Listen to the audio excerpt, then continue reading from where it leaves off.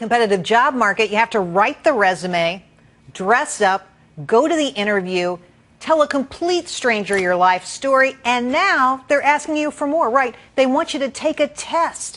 So what does this entail? What do you have to do to take this test? Here to explain is Babbage & Associates President Tony Beshara. Tony, welcome back to the show. You know, I mean, poor people who are trying to get a job out there. If it's not one thing, it's another. And now this. You have to take some kind of, it's an online test. Have you seen this before? Yeah.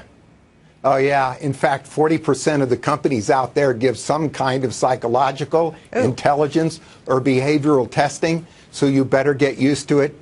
I teach in my online program, the Job Search Solution, how to maneuver through these, but you better get used to them because they're here to stay. Now, I understand it's all the way up and down the line from an entry-level position to the C-suite.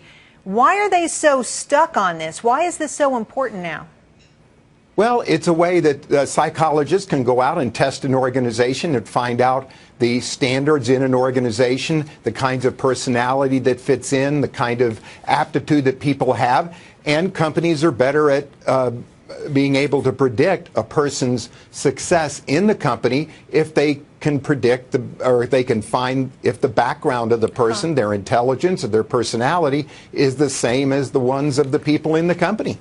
Now, tell me your advice to people who might face one of these tests. How should they? How should they think about them? Yeah, there are 3 or 4 things. First of all, don't bitch and moan and gripe about I don't like tests and I'm not very good at it. You better get used to it and tell yourself you are good at it. Secondly, don't take the thing while after you've had 3 or 4 beers, or you're watching babysitting the kids, or you're watching the NBA Finals. Take them seriously when you're rested, well fed, and take it like it means something. And then you can go online and practice a lot of these tests. A lot of people don't know that. I had a candidate a few years ago that went online and took a number of intelligence tests until he proved to himself that he was in the upper 2% of the people in the country, and he actually showed the results of the tests to the companies that he interviewed with. So you can practice. Well, we're going to practice right now because we've got 2 questions, and I'm going to read them, and you're going to help our viewers understand what the right answer would be. So let's imagine that you're interviewing for a bank teller job. So the question you would get when you're interviewing for the job is this. A customer comes to you by telephone, obviously, and says, I made a deposit here last Monday, and I haven't seen it added to my account yet. So, as somebody applying for the job, how would you respond? How would you talk to them? And the answers are this. A, I think I know what happened. Give me a minute to look into this for you. Or B, sorry to hear that you lost your deposit. Give me a minute to look into this for you.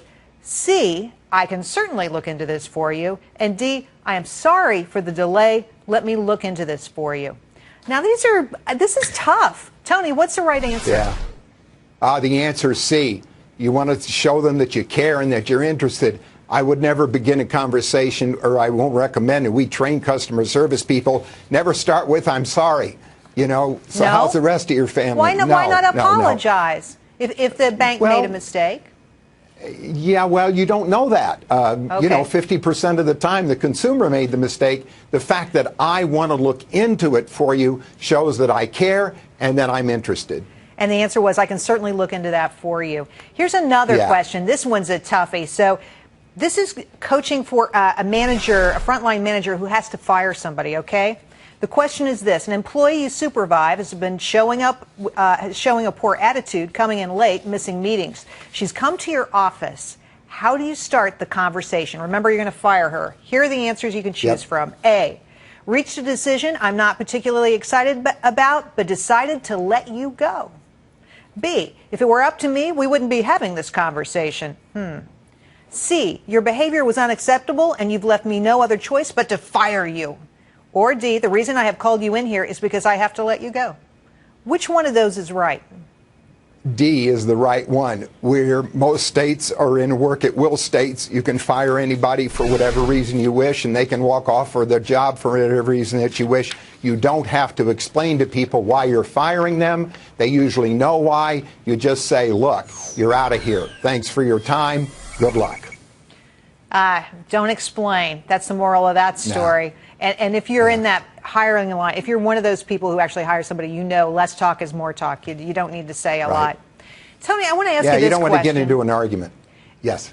So people who are in the business of trying to find a job are having to deal with HR departments, and they're highly complicated, and there are lots of rules, lots of laws, as we just talked about.